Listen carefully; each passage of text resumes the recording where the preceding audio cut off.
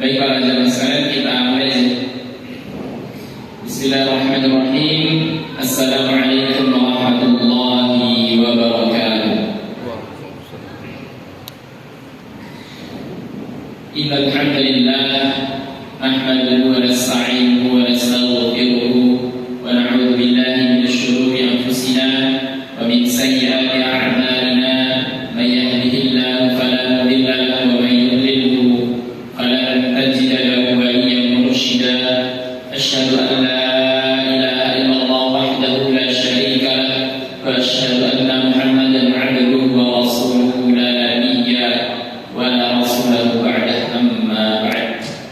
Baik para jamaah sekalian, yang pertama marilah kita senantiasa sama-sama memanjatkan puja dan puji syukur kita kehadirat Allah Subhanahu wa taala, yang dimana Allah Subhanahu wa taala pada kesempatan kali ini masih terus memberikan kepada kita semua nikmat-nikmat hidayah, rahmat, inayahnya kepada kita semua, yang sehingga dengan nikmat-nikmat tersebut kita bisa melaksanakan salah satu kewajiban kita selaku umat Islam, yaitu melaksanakan sholat maghrib.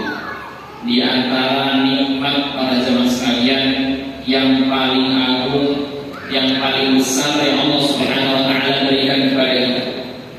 Kalau para jamaah sekalian, bapak-bapak ditanya, kira-kira para jamaah, nikmat apa yang paling besar yang Allah berikan di dalam hidup kita? Kira-kira apa? Nikmat iman dan nikmat Islam. Kenapa kemudian nikmat iman dan nikmat Islam menjadi nikmat yang paling besar yang Allah Subhanahu wa taala berikan kepada kita? Karena hanya dengan keimanan, karena hanya dengan ketakwaan kita menjadi kunci bagi kita untuk bisa masuk ke dalam surga Allah Subhanahu wa taala.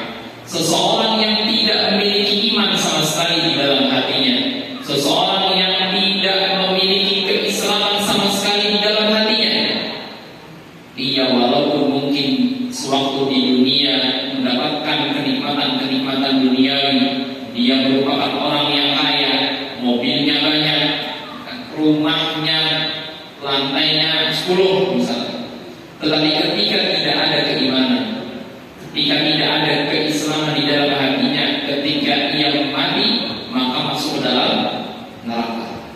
Bahkan orang yang tidak memiliki iman, yaitu orang-orang kafir, kalau Allah Subhanahu wa taala akan tempatkan di dalam neraka selama-lamanya, tidak akan pernah keluar. Hal ini dijelaskan oleh Allah Subhanahu wa taala di dalam surat Al-Baqarah, di mana Allah Subhanahu wa taala berfirman, innal ladzina kafaru min ahlil kitab wal musyrikin fi nari jahannam khalidina fiha. Sesungguhnya orang-orang kafir dan orang-orang musyrik dari golongan ahlul kitab. Siapa itu golongan ahlul kitab? Yaitu dari kalangan orang-orang Yahudi dan orang-orang Nasrani. Fi nari jahannam, akan dimasukkan oleh Allah Subhanahu wa taala ke dalam neraka jahannam khalidina fiha, selama-lamanya, tidak akan pernah keluar daripada neraka. Bisa kita bayangkan bapak-bapak dan ibu-ibu sekalian, ada seseorang yang Allah Subhanahu wa taala masukkan ke dalam neraka dan tidak pernah keluar daripada neraka tersebut. Sengsara bukan? Sengsara saja. Alangkah meruginya orang tersebut, masuk ke dalam neraka tidak pernah keluar. Kalau seorang muslim, seorang yang beriman kepada Allah Subhanahu wa taala, walaupun seorang muslim tersebut banyak melakukan dosa besar, banyak melakukan kemaksiatan, sehingga bisa jadi kelak di akhirat Allah Subhanahu wa taala cuci dulu orang muslim tersebut karena dosanya yang sangat banyak, tetapi tetap karena sewaktu di dunia dia pernah mengucapkan kalimat la ilaha illallah, walaupun Allah Subhanahu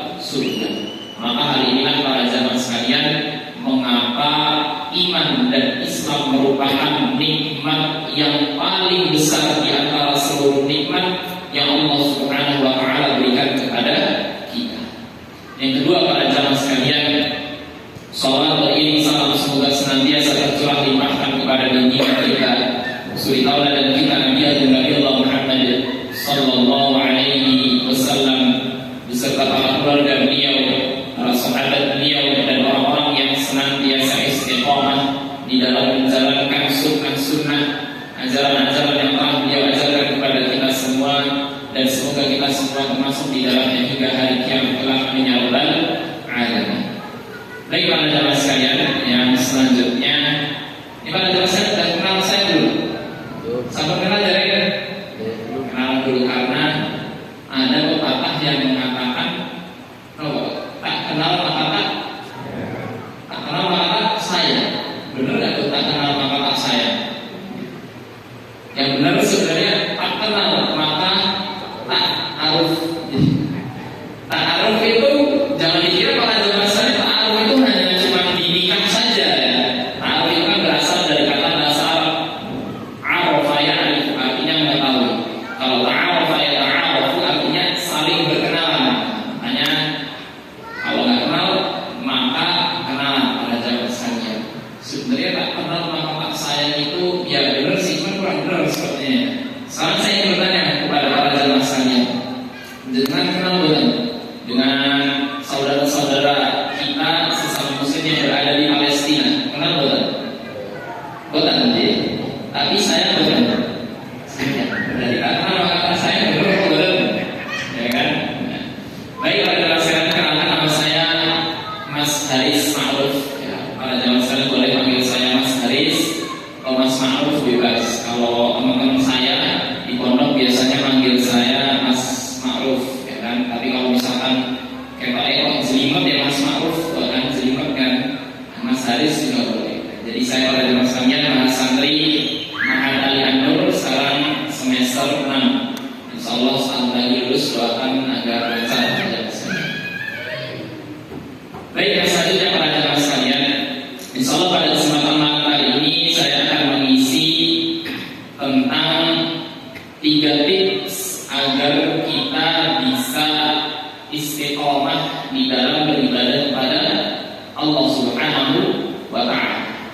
Namun sebelumnya para jamaah sekalian, saya ingin bertanya kepada bapak-bapak dan ibu-ibu. Pertanyaan pertama saya tanya dulu kepada bapak-bapak. Jangan merasa istiqomah. Enggak apa saudara? Istiqomah itu konsisten ya, tetap terus bakoh di dalam senantiasa beribadah kepada Allah Subhanahu wa Ta'ala. Nah, saya ingin tanya dulu sama bapak-bapak. Kira-kira para jamaah sekalian, bapak-bapak, istiqomah itu mudah atau sulit? Gampang atau berat? Gampang. Bapak-bapak yang lain gampang apa sulit istiqomah itu? Sulit. Ada yang sulit, ada yang gampang. Oke. Sekarang kita tanya sama ibu-ibu kalian. Bu, ibu-ibunya ada ya? Ya. Kira-kira ibu-ibu sekalian, istiqomah itu mudah atau sulit? Gampang atau sulit? Sulit. Jadi ada yang gampang, ada yang mudah. Memang para jamaah sekalian, agar memotivasi kita, agar menyemangati kita di dalam beribadah kepada Allah Subhanahu wa Ta'ala, memang harus kita tanamkan di dalam diri kita bahwa istiqomah itu mudah. Tapi aslinya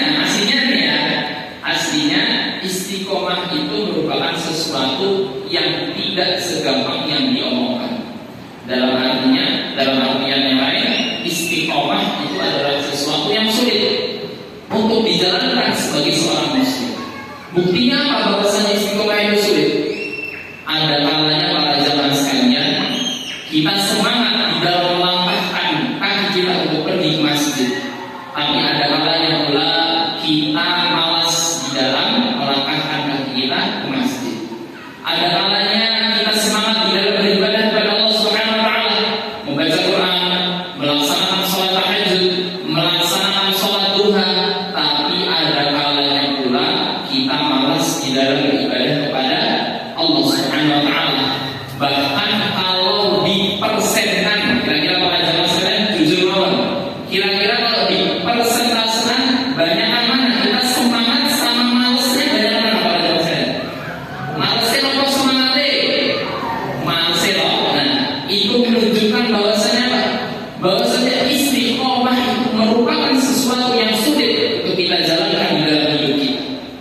Bahkan pada jamaah sekalian, sahabat Ibnu Abbas radhiyallahu anhu, beliau adalah sahabat Ibnu Abbas. Abdullah bin Abbas ini adalah sepupunya Nabi sallallahu alaihi wasallam, yang dimana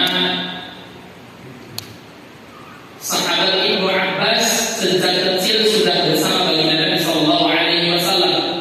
Bahkan sahabat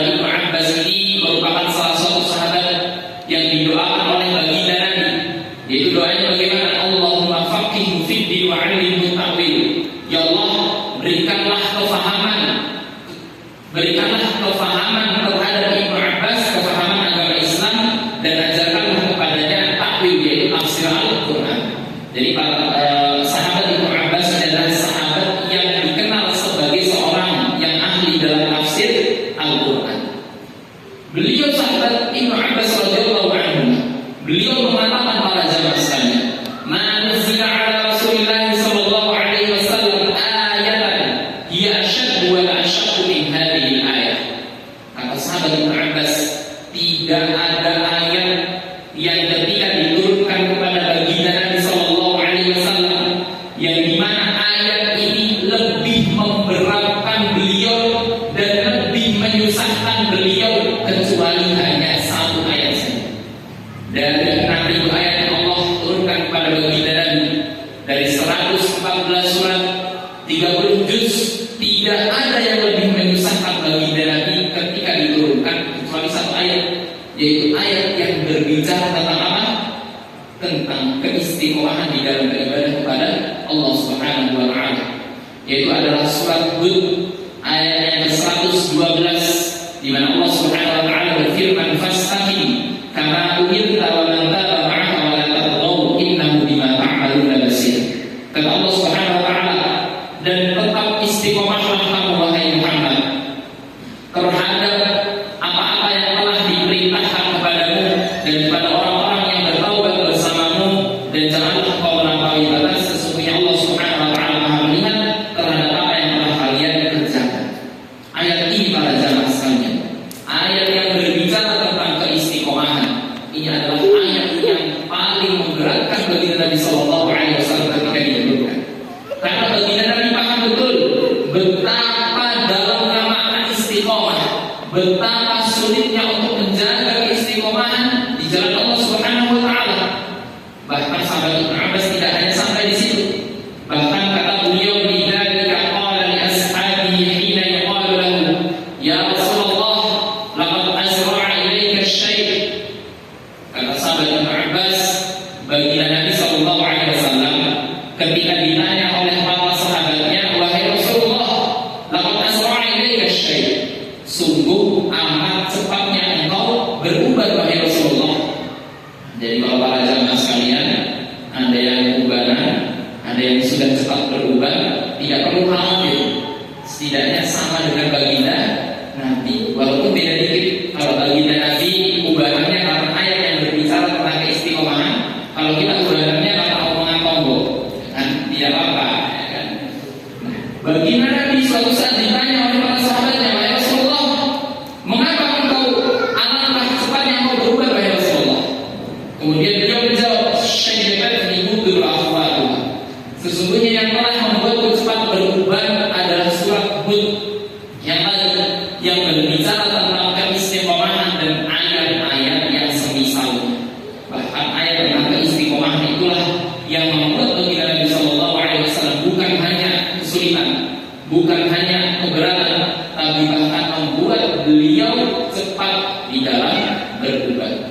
Jadi istiqomah gampang tasbih para jamaah sekalian? Gampang gitu. Pokoknya gampang para jamaah sekalian, gampang. Baik. Kita tahu pada jamaah sekalian bahwasanya awalnya istiqomah itu sulit. Oke, benar ya Ibu, sulit ya istiqomah ya. Bapak-bapak yang juga sulit ya. Tetapi para jamaah sekalian, tidaklah Allah Subhanahu wa taala menjadikan suatu beban kepada para hamba-hambanya, kecuali pasti Allah Subhanahu wa taala akan memberikan jalan keluar. Tidak Allah Subhanahu wa taala menjadikan istiqomah itu berat, menjadikan istiqomah itu sulit, kecuali pasti Allah Subhanahu wa taala telah memberikan solusi-solusi dan cara-cara agar kita kemudian bisa terus istiqomah di jalan Allah Subhanahu wa taala. Awalnya istiqomah itu sulit, tapi pasti dengan pertolongan Allah istiqomah menjadi gampang, menjadi mudah. Bukankah Allah Subhanahu wa taala berjanji di dalam surat Al-Isyrah, di mana Allah Subhanahu wa taala mengatakan, "Fa inna ma'al usri yusra, inna ma'al usri yusra." Sesungguhnya bersama kesulitan pasti ada kemudahan. Bukan hanya satu kali saja Allah berfirman, bahkan Allah ulangi ayat yang selanjutnya, bersama kesulitan pasti ada kemudahan. Istiqomah itu memang sulit, tapi pasti Allah Subhanahu wa taala telah memberikan cara-cara dan solusi agar kemudian kita bisa terus istiqomah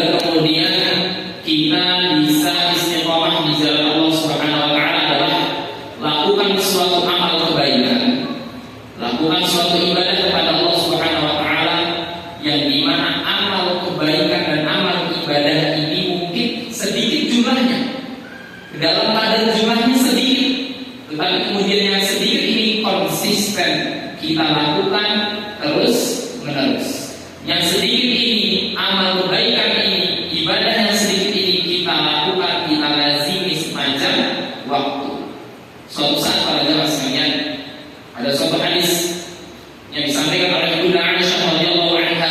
Hadis ini muttafaqun alaih, hadisnya sahih, diriwayatkan oleh Imam Muslim. Suatu saat baginda Nabi sallallahu alaihi wasallam pernah ditanya oleh seorang sahabat, "Ya Rasulullah, ayyul a'mali ahabbu ila Allah ta'ala?" Amalan apakah yang paling dicintai oleh Allah wahai Nabi? Maka kata baginda Nabi sallallahu alaihi wasallam, "Ahabbul a'mali ila Allah adwamuha wa in qalla." Adwamuha wa in qalla. Sesungguhnya amalan yang paling dicintai oleh Allah Subhanahu wa taala adalah adwamu. Adwam. Apa itu artinya adwam? Adwam dari kata bahasa Arab dawam, yang artinya terus menerus, dilakukan sepanjang waktu, dilakukan sepanjang hari, yang dimana kita menjaga amal ibadah ini wa in qalla, walaupun kadar jumlahnya sedikit, walaupun amal ibadah tersebut kadar jumlahnya sedikit kita lakukan, tetapi yang sedikit ini kita jaga sepanjang waktu. Misalkan contoh membaca Quran. Baca Quran itu para jamaah sekalian tidak usah banyak-banyak, 5 halaman, kira-kira 5 halaman oke, betul nggak? Mau surat 5 halaman karena betul sedikit 5 halaman itu para jamaah sekalian kebanyakan. Baca Quran itu 1 ayat. Misalkan contoh, a'udzu billahi minasy syaithanir rajim, bismillahirrahmanirrahim, alif lam mim, shadaqallahul adzim. Kira-kira patut betul? Bapak-bapak, kira-kira patut betul mau surat saya kotil? Patut betul? Ibu-ibu mau Quran saya kotil, patut apa betul? Patut betul? Patut. Lebih mending 1 ayat daripada 1 hari 1 malam tidak baca Quran sama sekali. Betul? Lebih baik 1 hari semalam kita meluangkan waktu kita membuka mushaf Al-Quran, kemudian kita baca meskipun seayat, kita awali dengan ta'awudz, dengan basmalah, kita baca 1 ayat, walaupun hanya seayat, kita tutup. Lebih baik daripada tidak baca Quran sama sekali. Lalu sobat, jenengan mungkin punya banyak Quran di rumah, tidak hanya 1, ada 2, ada 3, tapi pertanyaannya dalam sehari semalam jenengan buka tidak Quran tersebut? Buka betul? Buka ya? Saya buka ya? Saya buka ya? Tapi kalau dibandingkan para jamaah sekalian, lebih baik kemudian dalam 1 hari 24 jam kita meluangkan diri kita untuk membuka mushaf Al-Quran, untuk membaca Al-Quran, daripada kemudian kita tidak membaca sama sekali. Mungkin hanya 1 ayat, tetapi yang 1 ayat ini benar-benar kita jaga, agar bagaimana kemudian setiap hari, di hari Senin kita baca 1 ayat, di hari Selasa kemudian kita baca 1 ayat, di hari Rabu kita baca 1 ayat, yang akhirnya setiap hari tidaklah kemudian matahari terbit dan matahari tenggelam kecuali pada hari tersebut kita telah membaca mushaf Al-Quran. Itu lebih baik kata baginda Nabi sallallahu alaihi wasallam, ahabbu ilallah ta'ala adwamuha wa in qalla. Yang paling dicintai oleh Allah Subhanahu wa taala yang sedikit jumlahnya, tetapi kemudian yang sedikit ini konsisten kita terus menerus lakukan sepanjang waktu. Mungkin berawal dari 1 ayat, kita bisa tambah menjadi 2 ayat setiap hari, kita tambah menjadi 3 ayat, kita tambah menjadi 4 ayat, 5 ayat, kita lazimi Senin 5 ayat, Selasa kita baca 5 ayat, di hari Rabu kita baca 5 ayat. Itu lebih baik daripada kemudian kita dalam sehari semalam 24 jam kita sibuk bekerja, kita sibuk melaksanakan aktivitas lainnya, tapi kemudian kita Jadi gimana? Baca satu ayat, patut aku badan? Patut badan? Kalau kan dipeksa, ya kan? Pokoknya patut daripada tidak membaca mushaf Al-Quran sama sekali. Bukan hanya berlaku di baca Quran pada zaman sekalian, mungkin di yang lain, mungkin di amal-amal ibadah yang lainnya. Kalau mungkin di dalam baca Quran tadi bisa kita bayangkan. Kata baginda Nabi Sallallahu Alaihi Wasallam, "Man qara'a harfan min kitabillah." Kata Nabi, barang siapa yang membaca satu huruf daripada kitabullah, harfan min kitabillah, satu huruf daripada Al-Quran, falahu bihi hasanatun. Satu huruf, maka dia akan mendapatkan satu kebaikan. Satu dikali satu sama dengan satu. Berarti satu huruf mendapatkan berapa kebaikan? Satu kebaikan. Kemudian kata Nabi, wal hasanatu bi asyri amsalha. Kemudian yang satu kebaikan tadi dikalikan 10. Jadi 1 kali 10 sama dengan berapa? 10. Jadi satu huruf sama dengan berapa kebaikan? 10 kebaikan. Bisa kita bayangkan pada zaman sekalian, kita hanya membaca basmalahnya saja. Coba kita hitung basmalah. Ba, sin, mim, alif, lam, ha, alif, lam, ro, ha, mim, nun, alif, lam, ro, ha, ya, mim. 19 huruf. 19 dikali 10 sama dengan berapa? 190. Kita baca hanya basmalahnya saja sudah mendapatkan 190 kebaikan. Hanya pada zaman sekalian, kita lazimi diri kita, mulai dari yang kecil, mulai dari yang sedikit. Semoga dengan yang sedikit tersebut kemudian kita bisa istiqomah, kita bisa tambah jumlahnya. Yang satu ayat menjadi 2 ayat. Qiyamul lail, mungkin di dalam sehari semalam kita hanya sholat tahajud 3 rakaat saja. 2 rakaat tahajud ataupun 2 rakaat qiyamul lail. Yang rakaat pertama baca surat Al-Ikhlas, kemudian di rakaat yang kedua kita baca surat Al-Falaq, kemudian ditutup dengan sholat witir 1 rakaat membaca surat An-Nas. Tetapi kemudian tidaklah malam berlalu kecuali kita telah melaksanakan di dalamnya sholat tahajud. Kecuali kita di dalamnya telah melaksanakan sholat qiyamul lail. Itu lebih baik para jemaah sekalian. Setiap hari kita senantiasa sholat tahajud, setiap hari kita senantiasa sholat witir daripada malam berlalu kita terlelap tidur, kita tidak sempat kemudian untuk melaksanakan sholat tahajud. Ataupun mungkin tidak bersedekah. Kira-kira para jemaah sekalian, kalau ada kotak infak lewat, lewat ya, kita sekali keluarkan langsung 1 juta, spread. Abang apa badan? Abang badan jadi selain abang jadi duitnya orang. Kalau langsung 1 juta kira-kira itu berat para jemaah sekalian. Andai kata kotak infak lewat, kita ingin berniat untuk berinfak, kita keluarkan dompet, kita buka dompet, ternyata di dalam dompet kita ada 2 lembar uang. Yang satu gambarnya Soekarno, yang satu gambarnya Patimura. Kira-kira jenengan masukkan yang Soekarno ke yang Patimura? Kayak Patimura aja. Tapi pada zaman yang penting, yang sedikit itu kemudian kita bisa konsisten, bisa kita jaga. Kata baginda Nabi Sallallahu Alaihi Wasallam, "Ma min yawmin yusbihul ibadu fihi illa malakan yanzilan."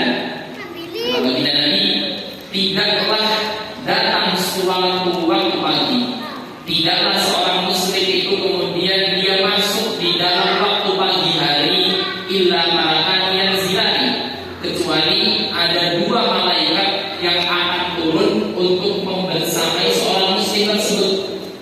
Fayaqulu ahaduhuma, maka yang satu malaikat dia akan berdoa, berkata dan berdoa kepada Allah Subhanahu wa taala, Allahumma a'ti munfiqan khalaqan. Ya Allah, berikanlah kepada orang yang munfiq. Siapa orang yang munfiq? Orang yang berinfak pada pagi hari tersebut, khalaqan, ganti yang lebih baik. Kalau dia infak pada hari tersebut 1000, gantilah ya Allah dengan 10.000 atau dengan yang lebih baik. Kalau ada seorang muslim ya Allah yang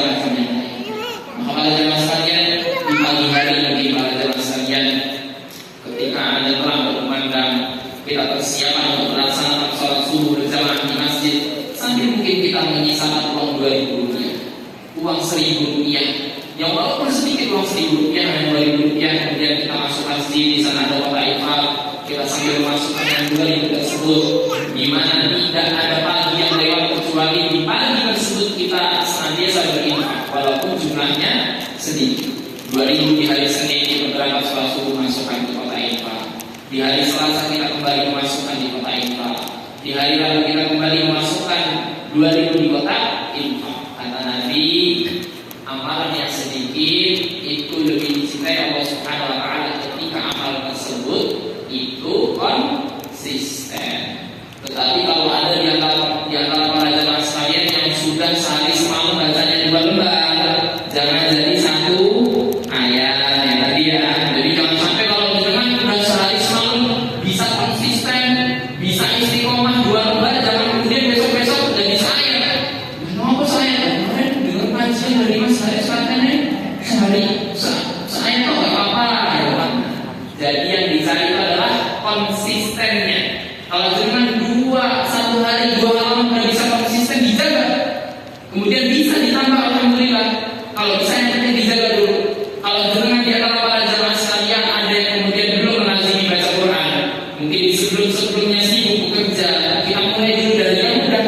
Sehari semalam 1 ayat, sehari semalam 2 ayat, sehari semalam infak Rp2.000, sehari semalam sholat tahajud 2 rakaat walaupun ayatnya pendek-pendek. Seperti itu. Jadi tips yang pertama adalah lakukan suatu amal kebaikan yang dimana walaupun sedikit jumlahnya tapi konsisten. Terus kita lakukan sepanjang waktu, terus